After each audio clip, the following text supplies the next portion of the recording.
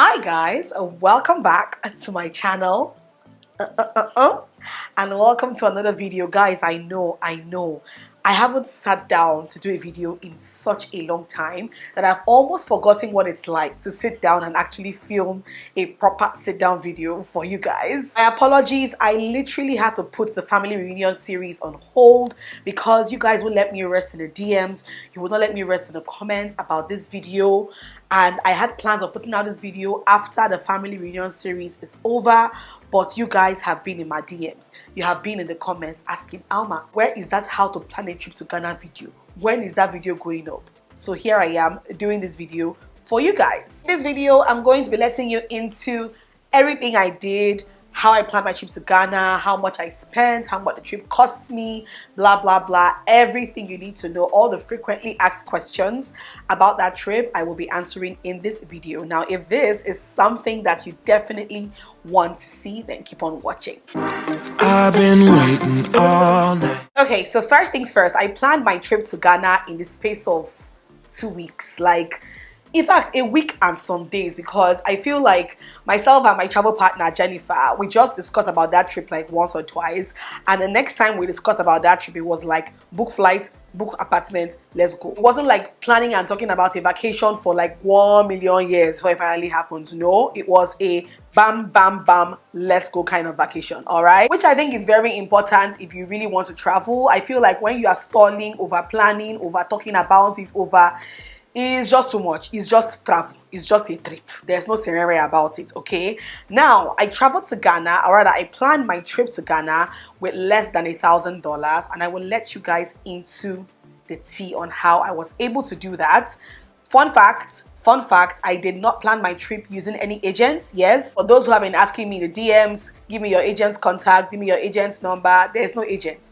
The agent is me, Agent Alma. It is me that planned the trip by myself. All right, you guys know how expensive traveling is. Like, going to any country right now, no matter how close that country is to you, has become so expensive. So it was very, very important for me to find a way to plan this trip without spending too much money. All right, let's go into the video proper. Okay, number one, obviously the first thing you need to travel to Ghana from Nigeria is a passport. Obviously, in fact, going to any country in this world, before you leave this country, you must have an international passport. And being a Nigerian passport holder, you don't need a visa to go to Ghana. Yay, because you and I know that we don't like visa process and visa wahala. So going to Ghana from Nigeria is super easy for you because you do not need a visa to go to Ghana. As it is with traveling in recent times, you would definitely need to go with your full vaccination COVID card, your COVID vaccination card. You must have been vaccinated fully, obviously, before you can leave the country to go anywhere. So make sure that you have taken your complete doses for your COVID vaccine. Very, very important, especially if travel is on your bucket list. Trust me, just go and take that vaccine and rest, okay? It will make traveling a lot easier for you. The next documents you would need to travel to Ghana from Nigeria, and I have touched on this before in my travel prep video, is you would need a yellow fever card, otherwise known as a yellow card. I didn't even know this until like days to our trip, okay? It's very important. I think that is an important document for you to have if you're going to any other African country. I know that to go to South Africa, you need that card. To go to other parts of Africa, you need that card. So it's very easy to get. Just go to any Ministry of Health in your location and get it done there. It didn't cost us too much, about 2,600 naira is what it cost us to take that vaccine, and it is valid for 10 years. So you'll have that card for 10 whole years. You can travel anywhere within Africa or any country that demands that you have that card within the next 10 years until you have to take another vaccine again. So yes, your passport, your COVID card, and your yellow card. Those three things are what you'll be needing to go to Ghana from Nigeria. Next thing, obviously, you'd have to book a flight. Now, to the best of my knowledge, there are 2 airlines that go to Accra from Nigeria, and those are Our Air and Air Peace. Our Air is Africa World Airlines, something like that. And then, of course, you guys know Air Peace. The only airline that flies to Accra from Abuja, where I live, is Our Air. And Air Peace flies only from Lagos. I used Air Peace and I'll tell you why. By the time we checked the return ticket to Ghana from Abuja and return tickets to Ghana from Lagos, including a round trip from Abuja to Lagos, it was still a lot cheaper than flying from Abuja. Flying on our airlines from Abuja would have cost us almost 400,000 naira. But traveling through Lagos using Airpeace, even with the return flights from Abuja to Lagos, round trip to Lagos, to and fro Lagos, 50k going, 50k coming back, and then Lagos to Accra was about 89,000 and Accra back to Lagos was about 95,000. All in all, we didn't even spend up to 300,000 naira. The round figure that we paid per person was about 280 something thousand naira to go to Ghana. Compared to if I was flying from Abuja, I would have still had to add a whole 100,000 naira on top of that. So that was another way that we cut costs. All we had to do was to book our flights in a way that we would not miss our connecting flights, and we were good to go. The flight on Airpeace was okay. I mean, Accra to Lagos, Lagos Accra is not a far distance. It's less than 1 hour, and the flight was okay in my opinion. It was okay. It is an international flight, so definitely you will be leaving from an international terminal. We had to land in Lagos in the morning and then take a boat to the international terminal to check in for our flight to Accra and back, the same thing, right? So yeah, a bit of a hassle, just a little tiny bit of a hassle, but for more than 100,000 naira to be saved, I was willing and ready and happy that I did that. The next thing, apartments, Airbnb, hotel. You guys, my apartment, I cannot count the number of questions I've gotten about my apartment where I stayed. And if you watched the Ghana vlogs, I'm sure you'll have that burning question. Where is this apartment? What is the name of this apartment? Now, let me tell you guys something. I told you guys before, I booked my trip myself. I planned this trip myself. In fact, Jennifer, if you are watching, Jennifer had little or nothing to contribute to the planning of this trip. I literally planned the whole thing myself. I went on booking.com, guys. Booking.com is such a lifesaver. And when I searched for apartments in Accra, the apartment that we finally went with was one of the very top ones that was recommended to us by Booking.com. And it's called Accra Luxury Apartments at the Lenox. I will leave the name on the screen in case you are wondering. And I will also leave the link in my description box to check it out. We loved our apartment so much, guys. I feel like my apartment was one of my, if not my major highlights of staying in Accra. The apartment is not too far from the airport, and we went with a studio apartment. Initially, we wanted a 1-bedroom apartment, you know, with a kitchen, living space, but to be honest, we're just two. We didn't really need that, so we went with a studio apartment that had a kitchenette still, a nice kitchenette. You guys would have seen that in the vlogs. A nice bed, sweet room, like that place is so modern. It's very new. They literally opened in October of last year or so it's fairly new. And our hosts, oh my god, our hosts Solomon was amazing. He was so hands-on. He was at our every beck and call and always ready to help us out with anything that we needed.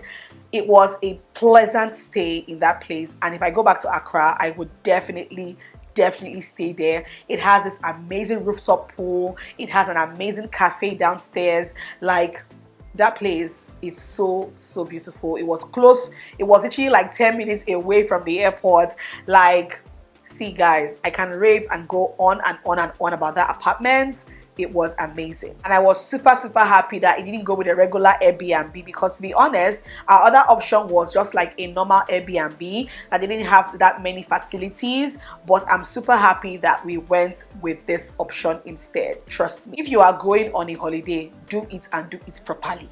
That is me. Now, for the apartment that we stayed in, the studio apartment, the round figure, by the time, you know, I got 1 or 2 discounts and blah blah, it cost us about $692. Do the calculation in naira so you would know. But because we were two, we split it. Guys, travel with somebody. Have a travel partner if you can, or travel partners. That way, trust me, you can travel as much as you can if you have a partner, because why? Your costs are split. The only thing you'll be paying for in full most likely will be your flight ticket, but every other thing for the most part will be, you know, split into 2 or 3 or 4 as the case may be.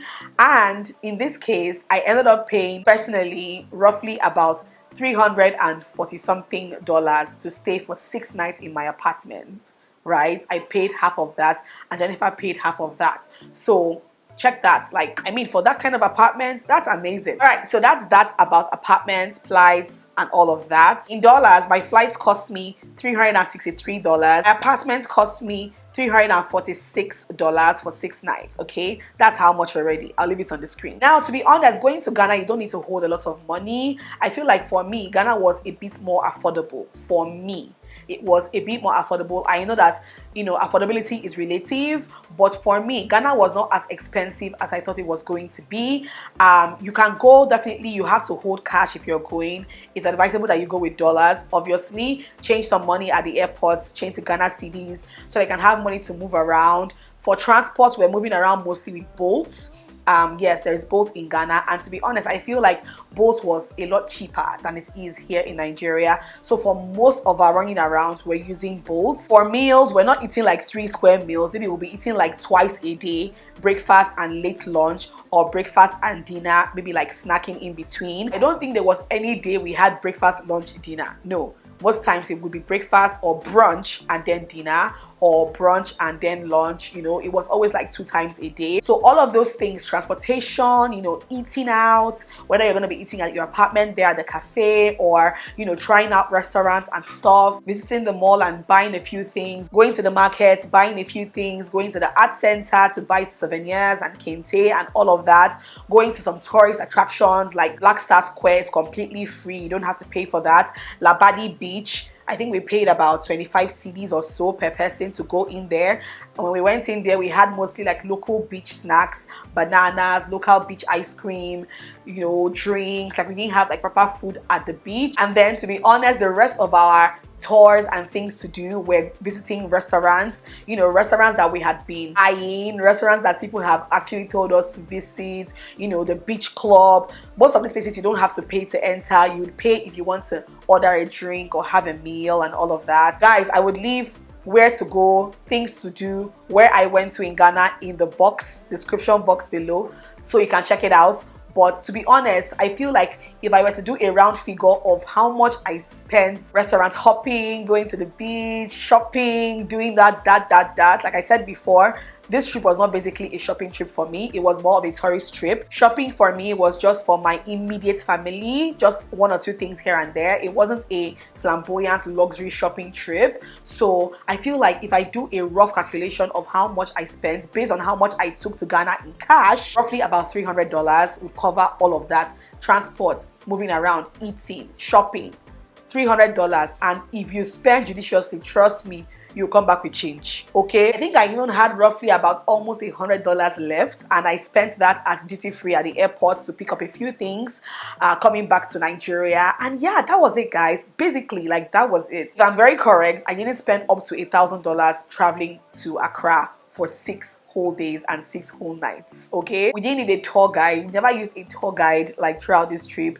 Everywhere that we went to in Ghana, I already pre-planned and pre-scheduled them in my itinerary. Monday we're going here and here, Tuesday we're going here and here, just so that you don't wake up in the morning and you're just like, oh my god, where am I going today? I already knew where I wanted us to go while we're in Ghana, so it was easier to get up and just to move. There was no tour guide, there was no nothing. We just went to Ghana by ourselves and had a good time by ourselves. Okay, in case you're wondering, we didn't buy SIM cards in Ghana. I just felt like there was no need.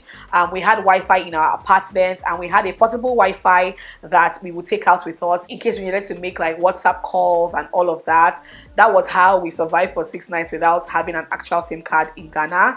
But if you don't have a portable Wi-Fi that you can use there, definitely you might have to get a SIM card. For us, we actually didn't need to do that. Like I said before, expenses were mostly done in cash. I swiped my dollar card a few times, once or twice, but trust me, nothing crazy, nothing out of this world. If you have a dollar card, yes, it's advisable that you travel with it because you don't know what you're going to get into. So yes, I did swipe my card once or twice, but for the most part, I spent in cash. And yeah, guys, that is everything about my Ghana trip. How much I spent, how much the trip cost me, things you need to know, things you need to have, and all that. Hope you guys enjoyed watching this video. I hope that now I can rest from this trip for you people, okay? But just to let you know that traveling to Ghana is no big deal. There's no scenario about it. Just get on the airline websites, book your flights, carry your passport, carry your yellow card and your COVID card, carry money, book an apartment on booking.com, and you are good to go. Give this video a thumbs up if you enjoyed watching. Don't forget to subscribe to my channel and guess in the comment section below where I'll be traveling to, because traveling is still going to happen this year by the grace of God. So let me know in the comments where you think I'm going to next, and I'll see you guys in my next video. Mwah. Bye.